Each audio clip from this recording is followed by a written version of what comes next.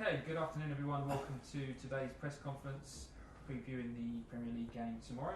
If you'd like a question today, please do raise your hand and we'll get round to as many of you as we can. We're going to begin with Dharmesh from Sky Sports News. When you come online, Dharmesh, please unmute yourself and away you go.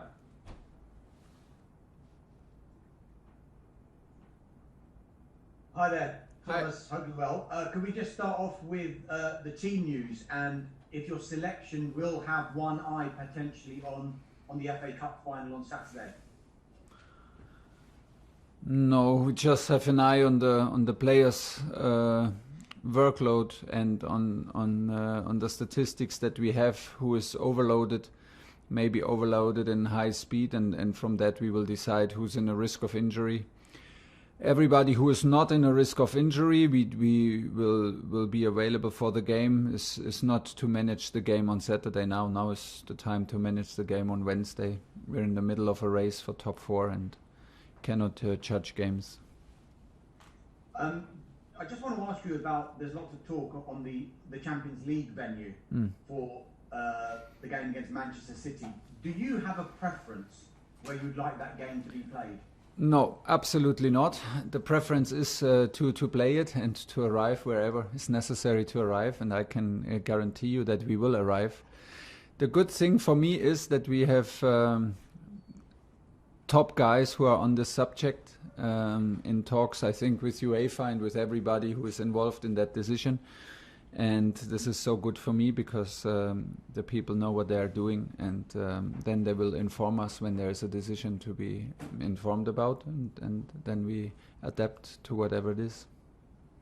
Thomas, it's been an incredible start to your managerial career at Chelsea. You received a great deal of praise for the job you've done. I just wanted to ask you how much credit you feel is also due to your predecessor, Frank Lampard. Yeah, for sure. You can only arrive in a final.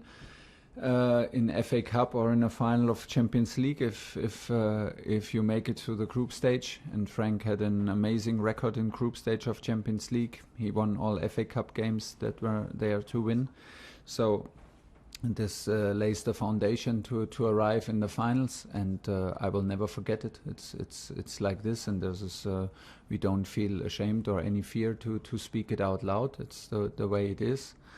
And it felt like this in the first day when I came in here. I was well aware that Frank is created his own legacy here at Chelsea, well deserved as a player, and then he started to try to even make his legacy bigger as a coach.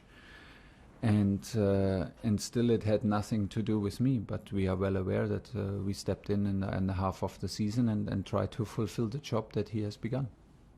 Last couple from me, Thomas. Have you had any communication with Frank Lampard since you came into the role? No, just a message that I talked about very early in the first week, where he wished me all the best, and was a very, very nice and a very polite and a message that I was absolutely very happy about. It was and showed me that Frank is, like what you see from the outside, also inside, he is one of the legacies and one of the big players and the big figures, key figures of this club. And he resembles everything that you, when you think about Chelsea, you think about Frank Lampard and about his way, the way how he played football, and obviously that shows his character. And the message was exactly like this, and was a pleasure to receive. So we had this quick chat after 1-2 days when I arrived, but since then,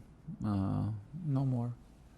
Just finally, with regard to Arsenal, does their position in the league surprise you? And as a fellow manager, can you allow yourself to feel a little bit for Mikel Arteta and what he's going through? Well, I know what I'm going through when I don't win, and when we don't win. This is the most horrible situation for any coach in the world. You can be very sure about this. No matter if you train in academy or in professional football, that will never change, or in amateur leagues, that will never change. It's the worst feeling. It's the worst feeling on the weekends or during a week. So this is pretty much the same for everybody. we are fully focused on ourselves. This is not on me to comment any situation. For me, Arsenal, if I'm surprised when I experience this league, nothing surprises me anymore, because anything can happen here. You can catch a streak, and you can get caught in any match if you're not fully aware on your top level.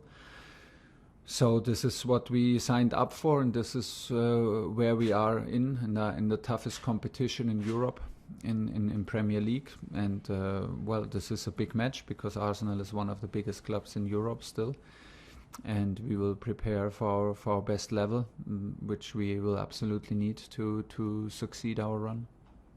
Anita, PLP. Afternoon, Thomas. Hi.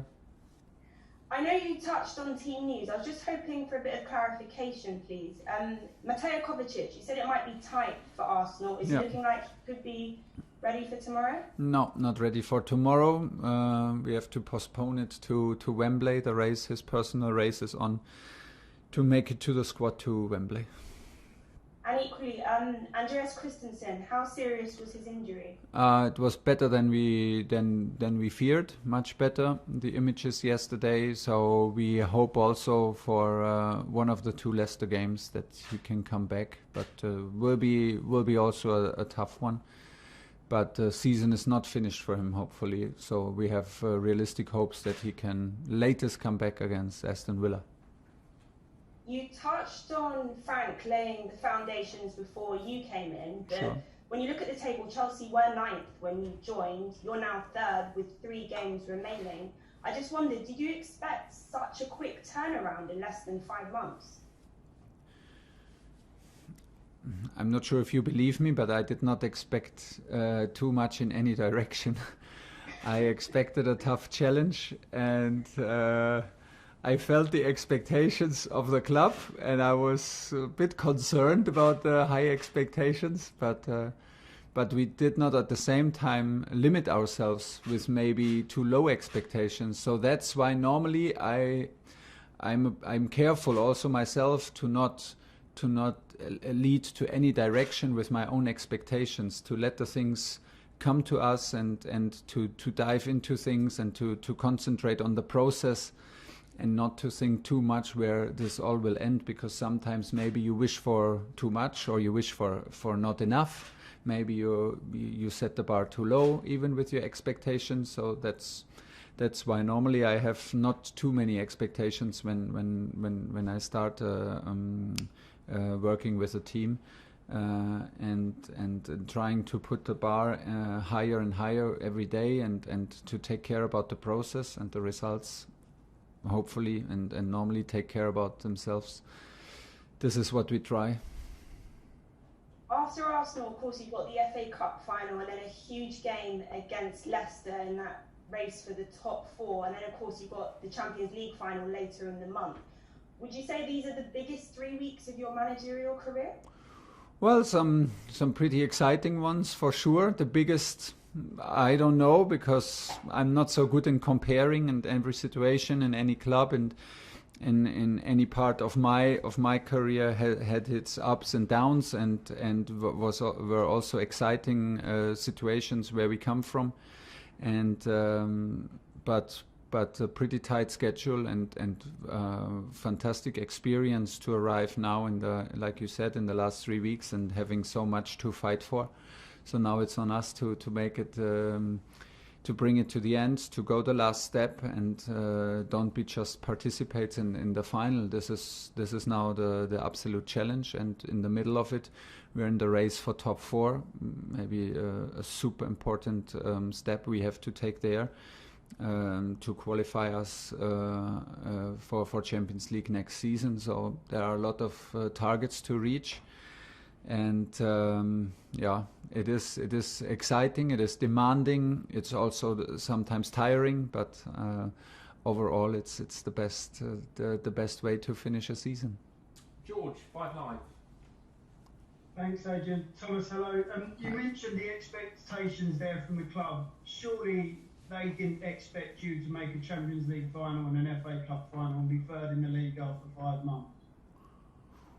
Well, maybe they did not expect, but they did also not say we will not make it. So they did a change because they felt they needed a change, but they were very convinced about the quality and the mentality of the team. So this was the target to put everything out and let the players shine and push them to their limits. And we know very well that you need a little bit of luck and you need a momentum, and we catched all that. So we're in the middle of the race to top four, and like you said, we reached two finals. No, it was not the demand from the club from the first day. To me, it was not the expectation that we have to reach all this and fulfill all categories or whatever. But it was also not that anybody told me we don't care for any of these competitions. We agreed pretty soon that if we play with Chelsea any competition, we play the competition to win it. This club is built and this club is now built to win games and win competitions, win games consistently. This is what we agreed on in pretty much the first minute of our talks. And from there we tried everything, and until now we haven't won nothing. And it does not help if we talk about it. We have to play two finals, and we have to end up in the top four. This is still the challenge, and it's not finished. Do you know how many clean sheets you've got in your 25 games? It's 18. I mean, how have you pulled that off, considering you're playing every 3 matches? How have you trained that with your players, coached your players to do that? We train it a lot, and if we train it, we train a lot in the video room, in video sessions, and sometimes 5 minutes is enough on the field to have an understanding of some details and of some situations where we can do maybe better or improve. And like I said, we do a lot in the video rooms, because you can also do training if the players are open for it, if they understand it, if they have a general understanding of how we want to defend. But it was an easy one. From the first minute of the first game, we defended very brave, very courageous, and with a huge solidarity in the team. So I had the feeling everybody was fully involved from the first minute of the Wolverhampton game, and that never stopped. It's a big team effort how we defend. It's a huge solidarity between everybody. It is allowed to do mistakes because there's always somebody there to cover.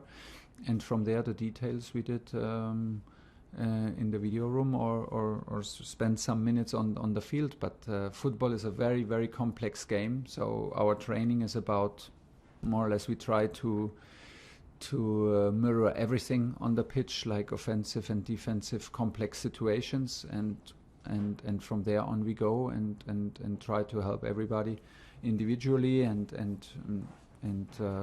push the team as a whole. And the praises for the team, including the goalkeepers, and the effort that we put in defending. Victoire. Hello, Thomas. Hello.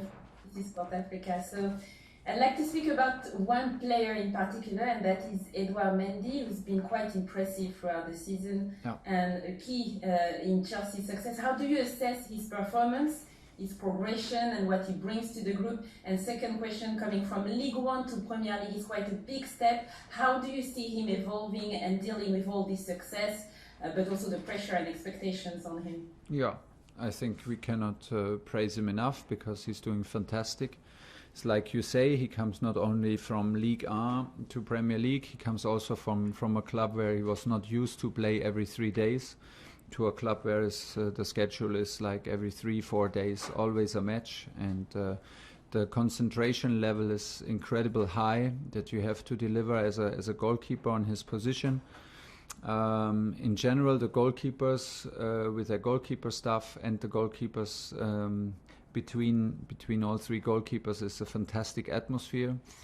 They are all fantastic sports guys, Willy Caballero, Kepa, and of course Edu.